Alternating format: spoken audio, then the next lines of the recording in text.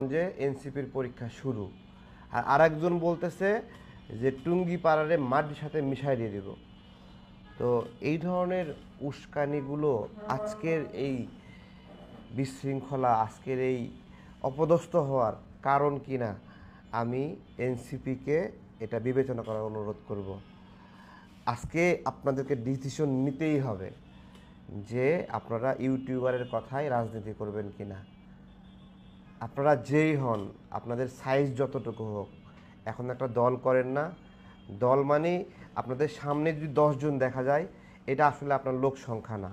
সারা বাংলাদেশের এই 10 লাখ মানুষ, আপনি 10 জন দেখা যাচ্ছে, কিন্তু 10 লাখ মানুষ আপনার জন্য দোয়া করে, সমর্থন করে, বা আরও বেশি মানুষ করে, কিন্তু করে। একটা রাজনৈতিক দল কত বড়, কত শক্তি, তার চেয়ে গুরুত্বপূর্ণ কত মানুষ তাকে পিছন থেকে দোয়া করে, ব্যাকআপ দেয়। আজকে একবারে শুরুর থেকে সারা দিন অ্যানালাইসিস করেন, দেখেন এইখানে জামাত কয়েকদিন আগে প্রোগ্রাম করেছে, শান্তিপূর্ণভাবে র্যালি করেছে, মিছিল করেছে, প্রোগ্রাম করেছে। কোনো সমস্যা হয়েছে? কোনো সমস্যা হয়েছে? আওয়ামী লীগ জামাতকে কম অপছন্দ করে, কম ঘৃণা করে, তারপরেও গোপালগঞ্জে তারা প্রোগ্রাম করেছে। আপনারা কেন করতে পারলেন না? খুব সাধারণ একটা সম্মানের সঙ্গে প্রোগ্রাম করবেন, আপনারা চলে আসবেন, কিন্তু কেন করতে পারলেন না? কি কি কারণ? কারা কারা এই উস্কানিটা দিয়ে এখানের পরিবেশটা ঘোলাটে করলো?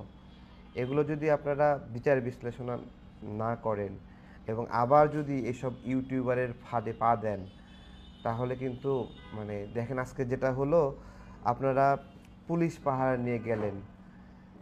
নিয়ে গেলেন 2 মিনিটে সেই গলা ফাড়ায় বক্তব্য দিলেন, মনে হয় গোপালগঞ্জ নামে কোনো দেশই মানে জেলায় বাংলাদেশে নাই।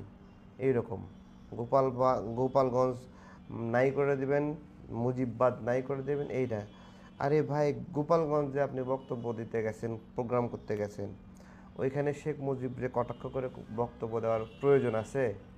ওই এলাকার যে বিএনপি করে, যে জামাত করে, সেও তো ওখানে শেখ মুজিবুর রহমানকে পছন্দ করে, ভালোবাসে, তাদের মাটির সন্তান না?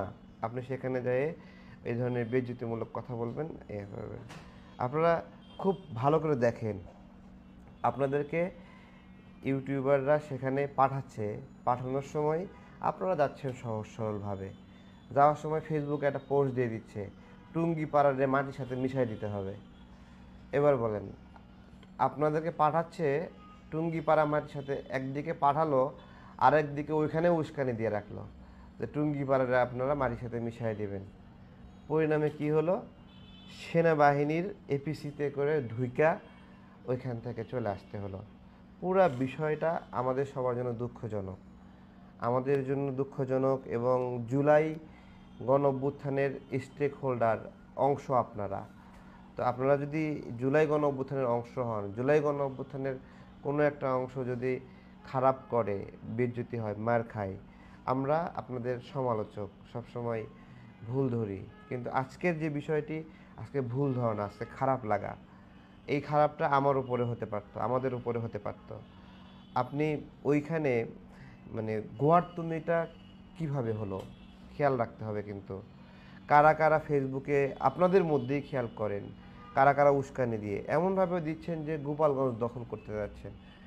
ভাই, একটা জেলার মানুষ তারা ঐক্যবদ্ধভাবে আছে, সেখানে একটা নির্দিষ্ট রাজনৈতিক দলের, ওইখানেই ওই দলের শিকড়, ওই দলের সব কিছু।